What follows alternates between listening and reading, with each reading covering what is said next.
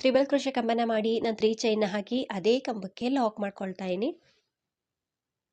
ಈ ರೀತಿ ಲಾಕ್ ಮಾಡಬೇಕು. ಲಾಕ್ ಆದಮೇಲೆ ಮತ್ತೆ ನಾನು ಡಬಲ್ ಕ್ರೋಶೆ ಕಂಬನ ಮಾಡ್ತಾ ಇದೀನಿ. 2 ಡಬಲ್ ಕ್ರೋಶೆ ಕಂಬ ಇತ್ತಲ್ವಾ ಸ್ಟಾರ್ಟಿಂಗಲ್ಲಿ, ಸೊ ಅದೇ ರೀತಿಲೂ ಕೂಡ 2 ಡಬಲ್ ಕ್ರೋಶೆ ಕಂಬನ ಮಾಡಬೇಕು.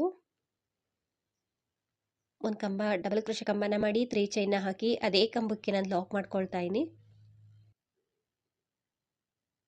ನಂತರ ಇನ್ನೊಂದು ಕಂಬನ ಅದೇ ಪ್ಲೇಸಲ್ಲಿ ಮಾಡ್ಕೊಳ್ತಾ ಇದೀನಿ. ಸೊ ಸ್ಟಾರ್ಟಿಂಗು ಕೂಡ 2 ಡಬಲ್ ಕ್ರೋಶೆ ಕಂಬ ಆಯಿತು, ಎಂಡಿಂಗಲ್ಲೂ ಕೂಡ 2 ಡಬಲ್ ಕ್ರೋಶೆ ಕಂಬ ಇರಬೇಕು. ಈ ರೀತಿ 2 ಕಂಬ ಆದಮೇಲೆ ಈ ರೀತಿ ಆರ್ಚ್ ಬರುತ್ತೆ ಫ್ರೆಂಡ್ಸ್ ಅದು. ಸೊ ನೆಕ್ಸ್ಟು 3 ಚೈನ್ ಇತ್ತಲ್ವಾ, 3 ಚೈನ್ ಒಳಗಡೆ ಲಾಕ್ ಮಾಡ್ಕೊಳ್ತೀನಿ. ಈ 3 ಚೈನ್ ಗ್ಯಾಪಲ್ಲಿ ಈ ರೀತಿ ಲಾಕ್ ಮಾಡಿ ಇನ್ನು ಒಂದು ಸಲ ಸಿಂಗಲ್ ಕ್ರೋಶೆನ ಮಾಡಿ ನಂತರ ಕೊನೆ ಕಂಬದ ಮೇಲೆ ಲಾಕ್ ಮಾಡ್ಕೊಳ್ತೀನಿ. ಈ ರೀತಿ ಆರ್ಚ್ ಬರುತ್ತೆ. ಸೊ ತುಂಬ